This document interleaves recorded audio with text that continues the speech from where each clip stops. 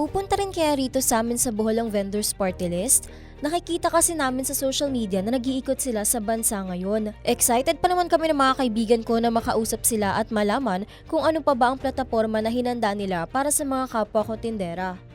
Talaga bang may nagawa na siya sa bayan? Alamin, iboto ang tama, itama ang boto. Si Yasat presents DWIZ Track Record.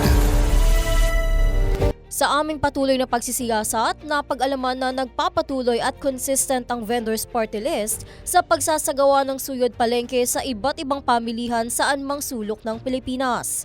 Ito ay upang maihatid sa iba't ibang uri ng vendors ang kanilang plataforma at kamakailan lang ay ang probinsya naman ng Bohol ang binisita at kinumusta nila. Ang mga tindero at tindera mula sa mga munisipalidad ng Trinidad, Getafe, Loay, Albur, Baclayon at Dao Public Market ang ilan sa mga sinuyod ng vendors party list kung saan napag-alaman kung ano ang kasulukuyang kinakaharap na suliranin ng sektor na ninanais nilang irepresenta sa Kongreso. Dahil sa pamamagitan ng vendors party list, hindi lamang ang mga maliliit na negosyo ng mga manininda ang mabibigyan ng prioridad, kundi pati na rin ang legal at medical na pangangailangan ng mga small business owners at ng kani-kanilang mga pamilya. Dahil hindi lang ang established na negosyo at income ang isinusulong ng partido, kundi pati magaan at masaganang buhay. Mananatili namang inspirasyon para sa vendors party list na ipagpatuloy ang paglaban para maipanalo para sa mga masisipag, matsatsaga at patas na lumalaban sa buhay ng mga tindera at tindero ang laban para maprotektahan ang kanilang mga hanap buhay